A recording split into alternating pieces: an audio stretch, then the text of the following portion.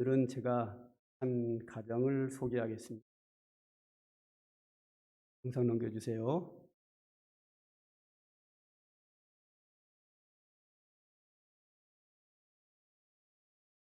이 가정을 보면 엄마가 있고 아빠가 있고 아이가 있습니다. 이번에 이 아이가 돌이 됐습니다. 그 기사의 제목을 보면 남편이 낳은 아들 돌이 됐어요. 성별 바뀐 트랜스젠더 부부 근황 이렇게 되어 있습니다. 우리가 보기에 저 가정에서 엄마가 아이를 낳을 것이라고 생각을 하지요. 근데 저 집은 아빠가 낳습니다. 아니, 아빠가 어떻게 아이를 낳을까? 어떻게 아빠가 아이를 낳을까? 아빠는 보다 엄마가 낳는 게 정상인데 저 집은 아빠가 낳습니다. 그런데 이 최근 기사인데 몇 달 전에 한 기사가 올라왔습니다. 이거에 대한 기사인데 그 기사를 보게 되면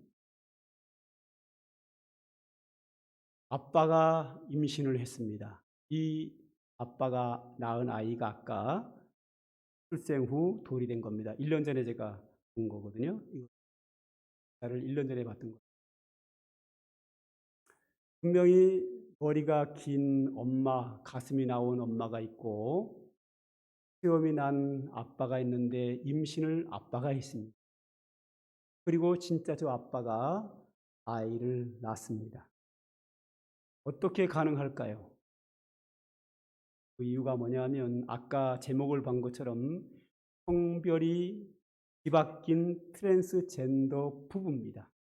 즉 여기서 시험난 저 아빠가 남편이 여자입니다.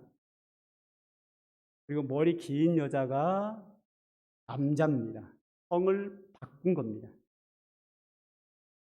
그래서 여자 아빠가 아이를 낳은 겁니다.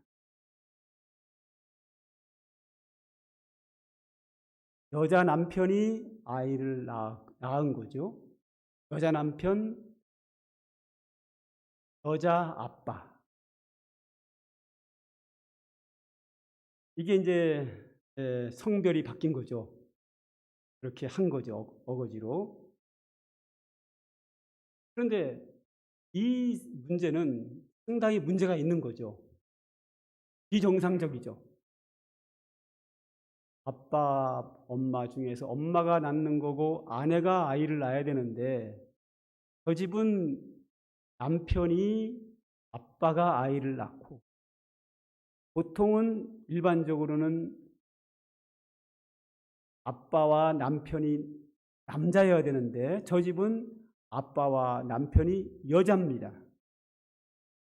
잘못된 거죠. 여기는 그래도 성은 바뀌었지만 남자와 여자가 결혼해서 아이를 낳은 겁니다. 이 가정보다 더 심각한 가정은 뭔가 하면 남자와 여자가 결혼한 것, 여기는 그래도 남자와 여자가 결혼했거든요. 여자 남편과 남자 아내가 결혼을 해서 아이를 낳습니다. 근데 요즘에 상당히 많은 사람들이 남자 남편과 남자 아내가 결혼을 해서 아이를 낳지 못하고 삽니다. 때에 따라서는 여자 남편과 여자 아내가 결혼을 해서 자녀를 낳지 못하는 것. 이걸 가리켜서 동성애라고 합니다. 저 가정은 그래도 남녀가 결혼을 한 겁니다. 성이 바뀌긴 했지만 남녀가 결혼을 해서 자녀를 낳았지만 요즘에 꽤 많은 사람들이 남자끼리 결혼하고 여자끼리 결혼을 해서 아이를 낳지 못하고 사는 사람이 이게 은근히 굉장히 많습니다. 이런 부분에 대해서 성경은 뭐라고 얘기하는가 하면 동성애라고 하는데 이 동성애를 죄악이라고 합니다.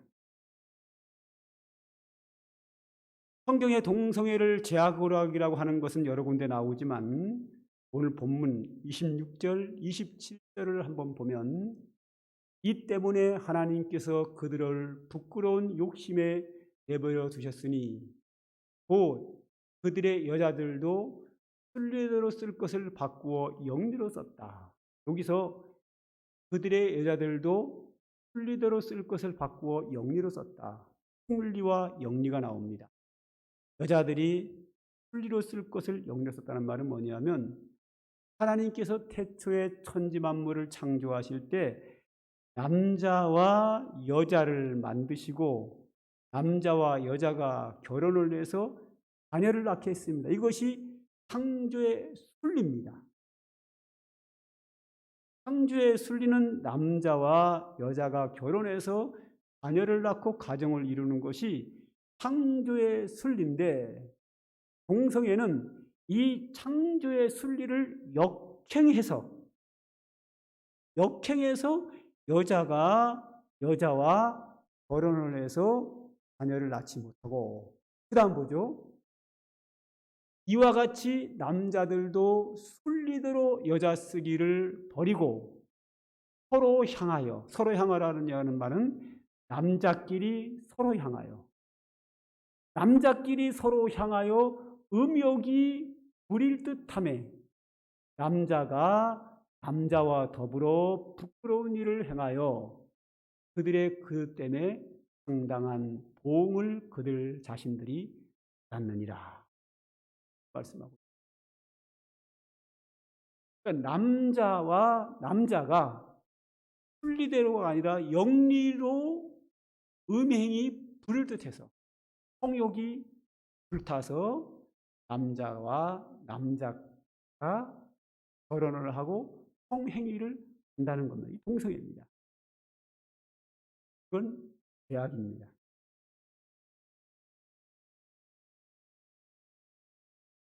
동성애가 죄악인 이유는 첫째로 창조의 순리에 어긋납니다. 하나님이 인간을 창조할 때 남녀로 창조하시고 결혼해서 가정을 이루어서 행복한 복을 받고 살도록 하신 겁니다. 그런데 그 이후에 보면은 성경에서나 이 모든 사회가 마찬가지입니다. 어느 사회나 성경에 나오는 사회나 성적으로 타락을 하면 간음죄를 지켜야 됩니다. 간통죄를 짓죠. 그것이 더 심해지면 동성애를 하게 됩니다. 성경에서도 성적 타락이 극에 달하면 동성애가 이루어집니다. 요즘 한국 사회에 동성애자들이 굉장히 많습니다. 이 많다는 얘기는 뭐냐면 성적 타락이 심하다는 겁니다.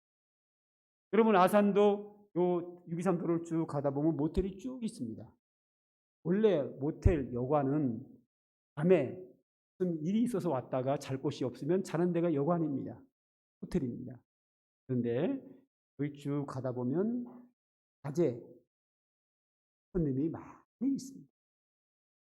근데 그 모텔에 지나가다 보면 알겠지만 차들이 서 있는 차 번호판을 다 가려놨습니다. 아니 주차장에 차를 세워놨는데 왜 가려놓을까? 여러분 주차장에 차 세우는데 번호판 가리는 경우 있나요? 근데 모텔은 다 가려놔요. 왜 가려놓냐? 그 안에서 불륜을 저지르고 있어요.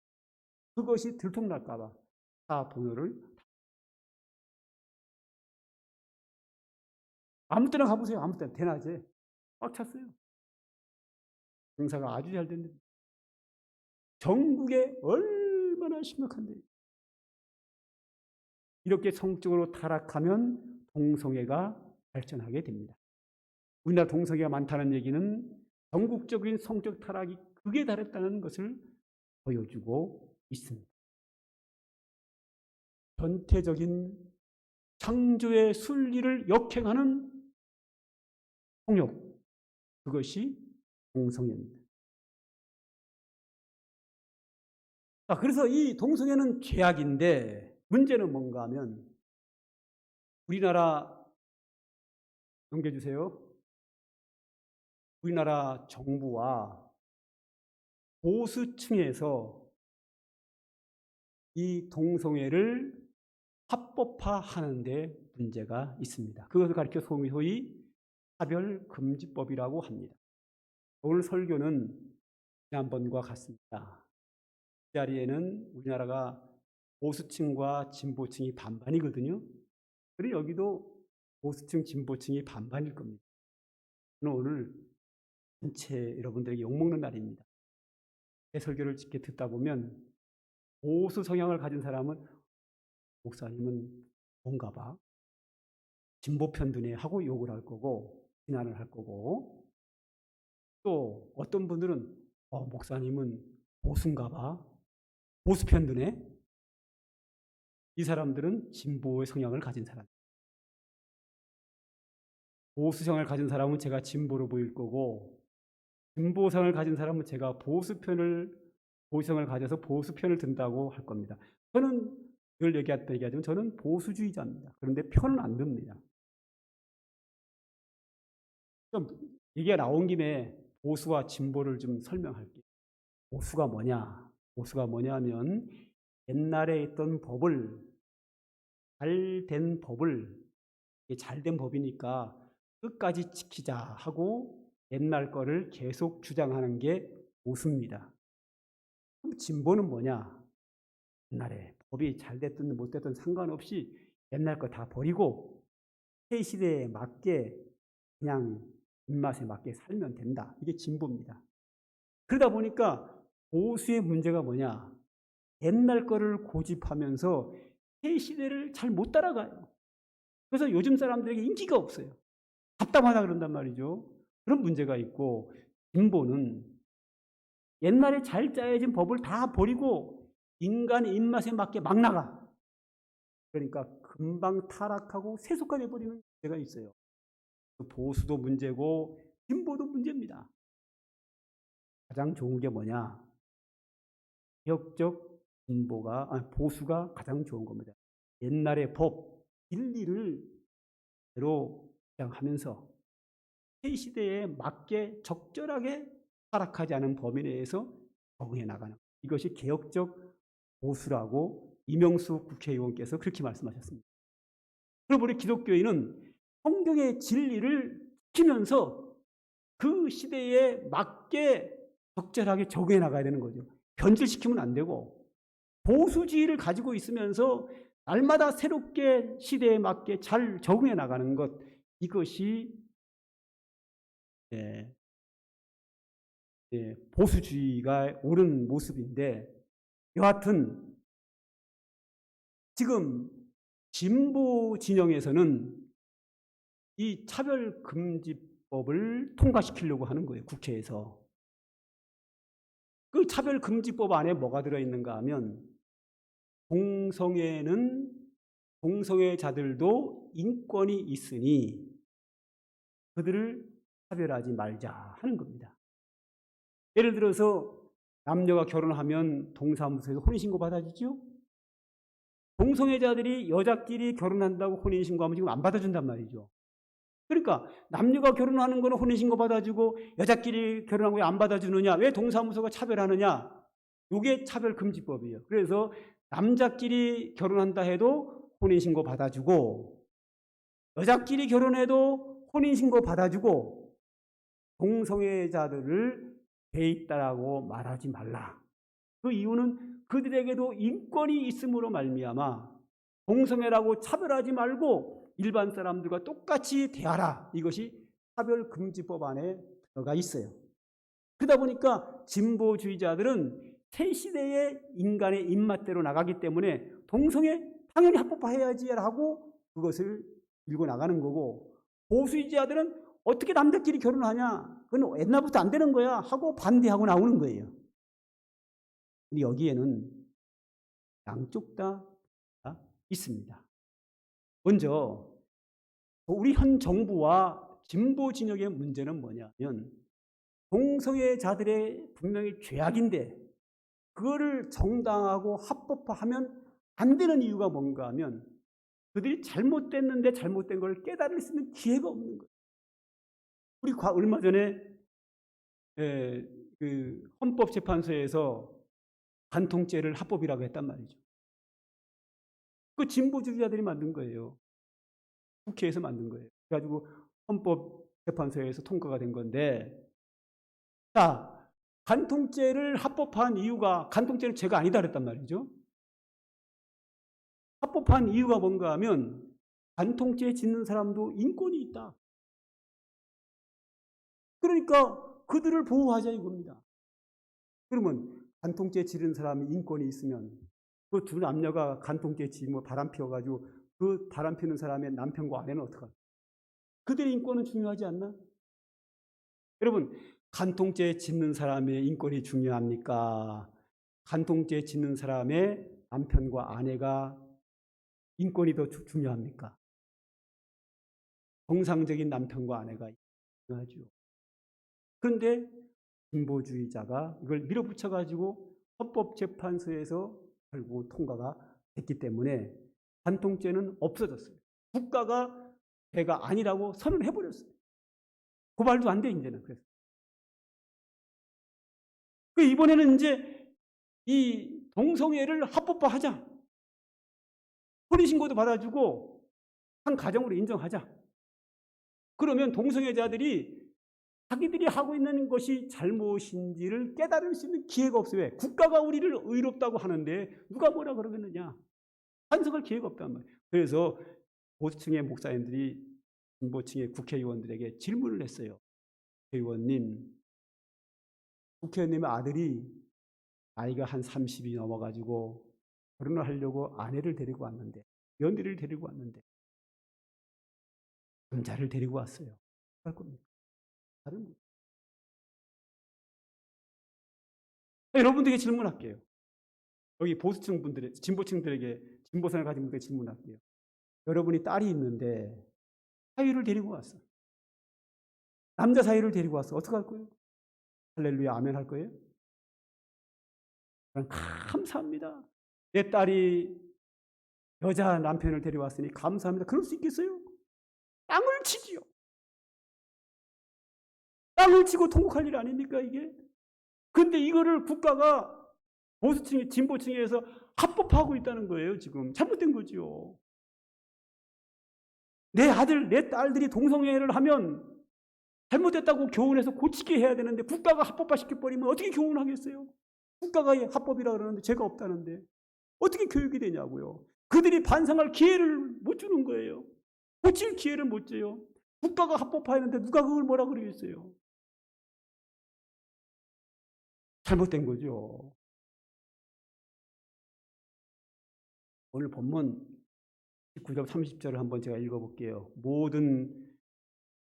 곧 모든 불의, 추악, 탐욕, 악의가 가득한 자요, 시기, 살인, 분쟁, 사기, 악독이 가득한 자요, 수군수군하는 자요, 비방하는 자요, 하나님을 미워하는 자요, 능욕하는 자요, 교만한 자요, 자랑하는 자요, 악을 도모하는 자요, 부모를 거역하는 자요, 우매한 자요, 배약하는 자요, 무자비한 자요, 무정한 자라. 자, 이런 죄악들과 동등하게 동성애도 죄라는 거예요. 그런데 현재 국가가 살인죄는 죄라고 하면서 왜 동성애는 죄가 아니라고 하냐 이거예요. 왜 국가가 사기는 죄라고 하면서 왜 동성애는 죄가 아니라고 하느냐 말이죠. 아니 기왕이면 뭐 살인죄를 지은 사람도 인권 중요하다 그래가지고 살인죄 저도 의인이라고 하지요. 까짓 거 할 거 못할 거 뭐 있어요? 그래서 동성애도 살인죄, 사기죄, 도둑질과 같은 동일한 간음죄로 동일하게 봐야 된다. 그런데 현 정부와 보수 진보 측에서는 동성애는 죄가 없다. 그러므로 국가가 합법화하고 혼인신고를 받아줘야 하고 차별하지 말아야 된다. 이 법을 통과하려고 하는 중이란 말이에요. 그래서 오늘 32절을 보세요. 그들이 이 같은 일을 행하는 자를 사형에 해당된다고 하나님께서 정하심을 알고도 자기들만 행할 뿐만 아니라 또한 그런 일을 행하는 자를 옳다 하느니라. 우리나라 정부와 진보 측에서는 그런 일을 행하는 자들을 옳다 하는 거예요. 동성애자들을 옳다 하는 거예요. 잘못됐죠. 옳다고 하면 안 돼요. 우리 중에 진보 측에 있는 사람들도 옳다 하면 안 돼요. 근데 한단 말이죠. 지금 진보층과 정부는 옳다 한단 말이죠. 이런 죄를 짓는 사람은 죄다 해야 되는 거예요. 여기까지 하면 제가 보수 편 드는 것 같으죠, 그죠? 이제부터는 진보 편 들겠습니다. 다음 보죠.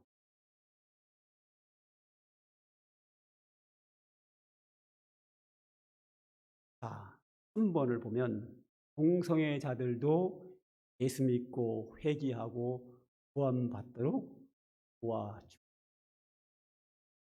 제 얘기예요. 지금 상당히 많은 우리 목사님들이 한국교회가 한 10%는 동성애를 찬성하고 있습니다. 90%가 반대예요.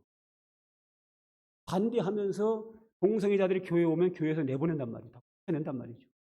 안 되는 거예요. 동성애가 죄 맞아요. 악한 죄예요. 그렇다고 해서 교회 못 들어오게 막아요? 그럼 성경에 요한계시록이나 몇 군데 나와요. 거짓말 하는 자는 지옥 간다고 나와 있어요.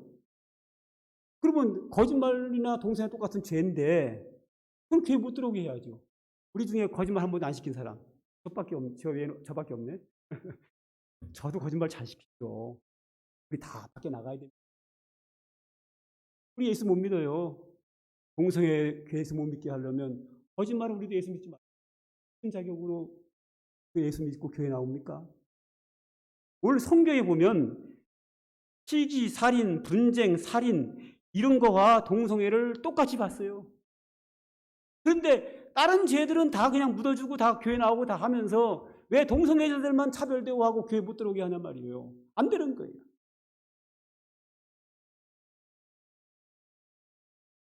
심하게 얘기할까요?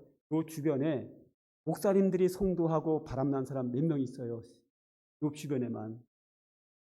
그런데 그런 사람들은 죄 있다고 왜 광고 안 하면서 왜 동성애자들을 비난하냔 말이에요. 목사님들이 동성애 반대하면 외치면서 막 데모하냔 말이에요. 안 되는 거예요. 공평해야죠. 한 번은 아산시 기독교연합회 임원들이 저한테 동성애 반대 집회 나오라고 그러더라고요. 내가 안 간다 그랬어요. 안 간다 그랬어요. 내가. 이거 집회하면 안 됩니다. 왜 안 되느냐. 아산시 안에 담임 목사님이 성도들과 바람난 게 한두 명인 줄 아느냐. 당신들 알고 있지 않냐. 그 사람들을 개혁해야 되고 그 사람들을 비난해야지 어떻게 우리가 동성애자를 비난하냐. 자기 먼저 회개하고 교회가 먼저 회개하고 목사들이 먼저 회개하고 나서 동성애자를 비난해야지. 그게 순서 아니에요? 우리가 성경 말씀 봅시다. 예수님 뭐라고 하셨는가? 요한복음 8장 10절로 11절에 보면 예수께서 일어나사 여자 외에 아무도 없는 것을 보시고 이르시되 자여 너를 고발하던 그들이 어디 있느냐? 너를 정죄한 자가 없느냐? 대답하되 주여 없나이다. 예수께서 이르시되 나도 너를 정죄하지 아니하노니 가서 다시는 죄를 범하지 말라 하시니. 이 이야기는 뭔가 하면 어느 날 바리새인들 유대인들이 예수님에게 현장에서 가늠하다 잡힌 여인을 데리고 왔어요. 그리고 예수님께 질문을 합니다. 예수 선생님이요. 모세율법에는 현장에서 가늠한 여인을 돌로 쳐 죽이라고 했는데 당신은 뭐라고 하겠습니까? 하고 질문을 했어요. 그때 예수님의 대답이 너희 중에 없는 자가 먼저 돌로. 왜 모세율법에 돌로 치라 그랬습니까? 쳐라. 그런데 왜 없는 자가 먼저 왜 저 여인만 죄 있다고 하느냐? 너희들도 죄 있지 않냐? 그 말이에요. 너희들을 죄 있으면서 왜 저 여인을 비난하냐 이겁니다. 그래서 죄 없는 자가 돌로 쳐라 먼저. 우리 사람들이 자기를 돌아봤어요. 죄가 있거든요. 그래서 돌로 쳐 죽이려던 돌을 땅에 놓고 돌아가 버렸어요. 그리고 나서 예수님께서 하신 말씀이 요한복음 8장 10절과 11절이에요. 예수님께서 여자에게 너를 고발하던 그 어디 있느냐? 너를 정죄한 자가 없느냐? 네. 감이 중요해요. 나도 아니하노니 나도 너를 정죄하지 아니하노니 다시는 죄를 예수님께서 현장에서 가늠하다 잡힌 여인을 향하여 하신 말씀입니다. 나도 너를 정죄하지 아니하노니. 하나님의 아들 예수님도, 죄 없으신 예수님도 이 여인을 정죄하지 않았는데 교회가 무슨 자격으로 동성애자들을 비난합니까? 무슨 자격으로?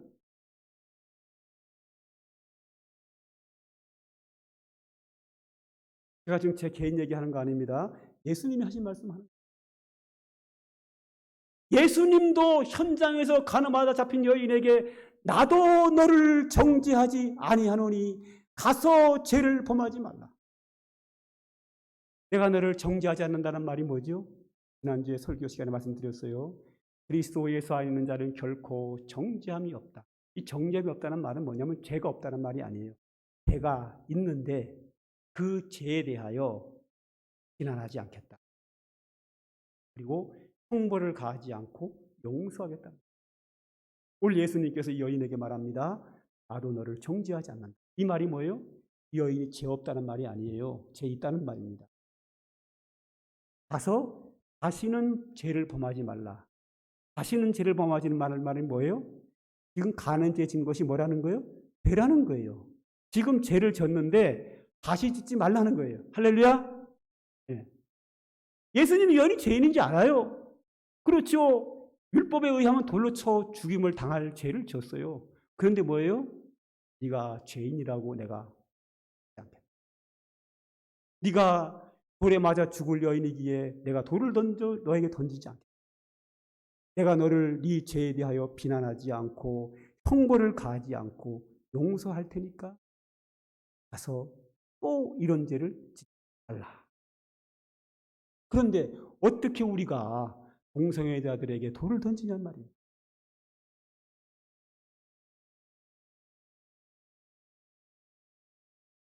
동성애 죄입니다.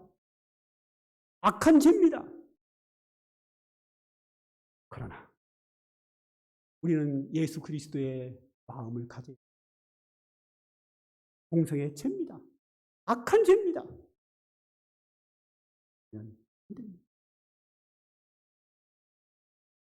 복음이 뭡니까? 하나님 앞에 우리가 죄인인데 하나님이 우리를 정죄하지 아니하고 하나님의 크신 사랑으로 우리의 죄를 덮어버리고 우리의 죄를 용서하고 우리를 하나님의 자녀 삼으셨습니다. 이게 복음입니다. 그 은혜로 우리가 오늘 구원받고 하나님의 자녀가 됐습니다. 그래서 오늘 우리가 하나님 앞에 나와 예배하고 있습니다.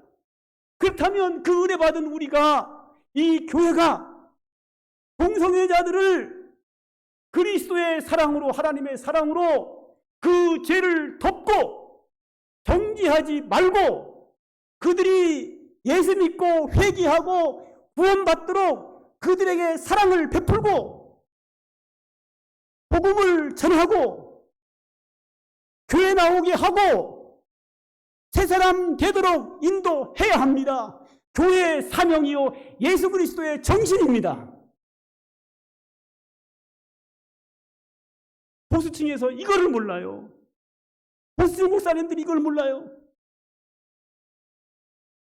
그래서 동성애자들이 시청 앞에 광장에서 행사를 하면 목사님들이 가서 막 그들을 막 비난을 해요. 그들을 비난하면 그들이 어떻게 예수 믿습니까? 교회가 동성애자를 마구 비난하면 그들이 어떻게 예수를 믿습니까?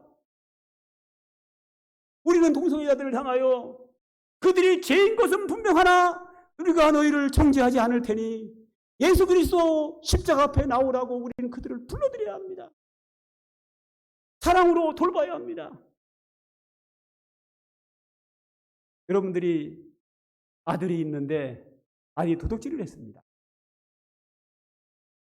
그런 목사가 여러분 아들, 도둑질한 아들을 막 비난하면서 교회 나오라 하면 교회 나오겠습니까? 안 나옵니다. 도둑질한 거는 죄는 덮어두고 찾아가서 복음 전하고 사랑을 베풀고 예수 믿게 하고 구원받게 해야 합니다. 우리가 다른 죄는 다 덮어두고 사랑을 베풀고 예수 믿게 하면서 왜 동성애자들만 비난하고 합니까? 안 되는 겁니다. 공평해야지. 오늘 본문에서 동성애와 일반 죄를 대등하게 대하여 놨어요. 이것이 동성애가 죄가 아니다고 하는 진보 측도 잘못됐지만 동성애자들을 마구 비난하는 보수도 문제입니다. 우리의 정확한 시각은 뭡니까? 동성애는 결론을 내려야 합니다. 그리고 동성애하는 사람들 정죄하지 말고 비난하지 말고 그리스도의 사랑.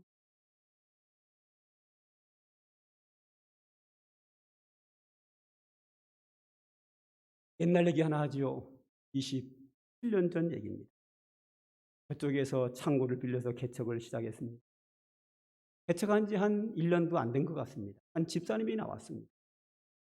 교회를 한 2번 나오더니 목사님 우리 다방에 신방을 와주세요. 갔죠. 갔더니 그 다방이 티켓 다방이요. 이제 얘기를 드린 거 이런 겁니다.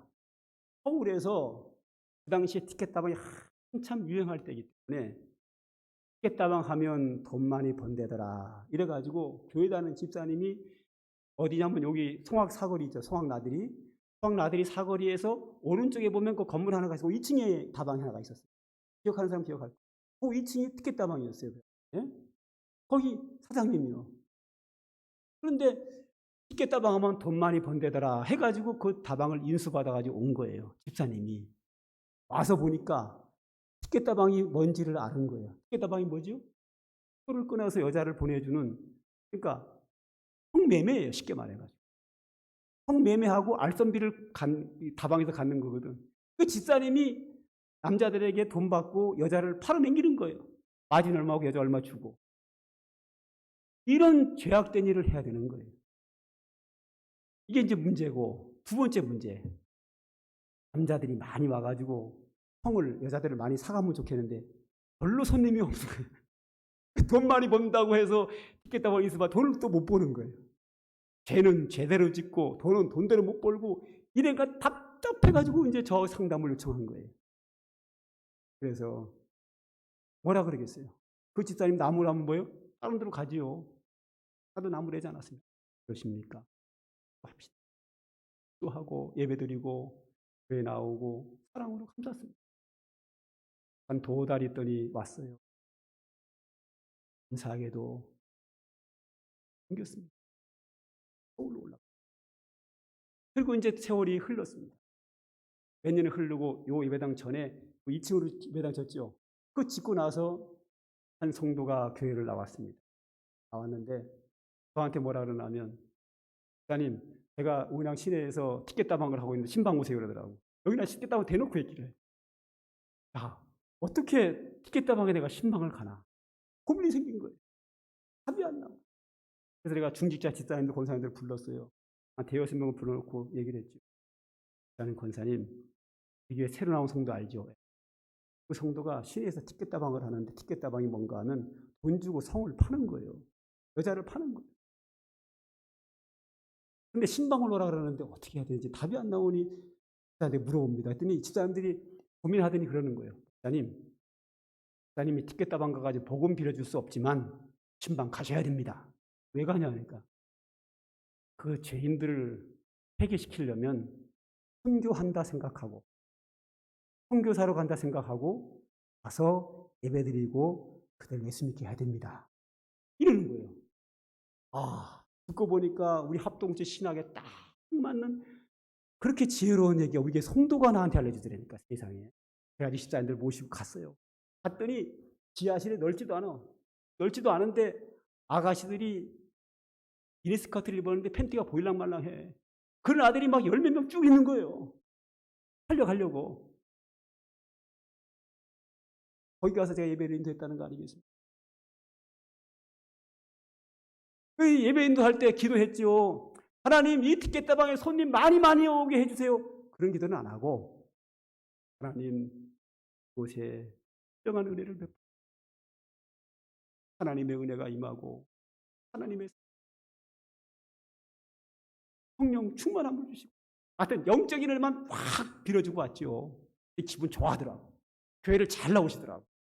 그러더니 어느 날 저를 찾아왔어요. 죽겠다던 그 죄악된 거 그만. 할렐루야. 죽겠다방 하는 거 교인이 하는 거 잘못된 거. 그 잘못된 거를 담임 목사가 정지하면 회개하고 돌아오고 죄짓는 거 두고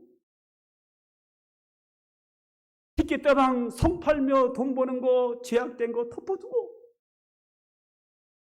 왜는 그 성도 기도하고 사랑으로 그들을 품고 그러면 은혜 받고 알아서 회개하고 정리. 우리는 동성애 집뿐만 아니라 세상에 많은 죄인들이 있습니다. 그 죄인들을 다 보야 합니다. 전부 다 예수 믿을 자격이 되는 사람들이. 왜 자격이 됩니까? 예수 그리스도의 십자가의 사죄의 은총은 너무 커서 아무리 큰 죄도 아무리 많은 죄도 그 죄를 다 씻고도 남음이 있습니다. 할렐루야. 예수 그리스도의 십자가의 보혈의 은혜는 너무 커서 이 세상에 있는 모든 죄를 다 씻고도 남을 수 있을 만큼 그 은혜가 풍성합니다. 그렇기 때문에 어떤 죄인도 우리는 정죄하지 아니하고 그리스도의 십자가의 복음으로 하나님의 사랑을 가지고 그 죄인들을 찾아가서 그 죄는 덮어두고 그들을 십자가 앞으로 인도해야 됩니다. 십자가 앞에서 무릎 꿇고 회개해야 되고 그리고 하나님 자녀 되게 하면 하나님의 자녀로서 새로운 삶을 살아. 오늘 제가 동성애로 예를 들었지만 동성애뿐만 아니라 세상의 모든 죄의 사랑으로 죄는 덮어두고 예수님처럼 나도 너를 정죄하지 아니하노라. 비난하지 말고 흉보를 가하지 말고 죄는 덮어. 예수 그리스도의 구원의 십자가의 복음을 그들에게 보여주어야 교회의 사명이고 하나님의 은혜 받은 성도의 사명입니다. 그 사명 잘 감당하는 훌륭한 건강교인들 다 되시기를 주의 이름으로 축복합니다. 기도하겠습니다. 하나님 감사합니다. 오늘도 우리들에게 귀한 말씀 주신 거 감사합니다. 오늘도 귀한 말씀이 우리 심령 속에 살아 역사하여 우리가 어느 곳에 가든지 예수 그리스도의 십자가의 복음을 들고 죄인들을 회개시키고 그리스도의 사랑을 나누는 믿음의 성도가 되기를 원하며 이 교회가 이 지역의 죄인들을 품고 십자가 앞으로 인도하는 귀한 사역을 감당하는 금강교회가 되게 하여 주옵소서. 성령의 역사가 이 놀라운 은혜가 이루어지도록 역사하여 주시기를 간절히 소망합니다. 예수님의 이름으로 기도드립니다. 찬송가 460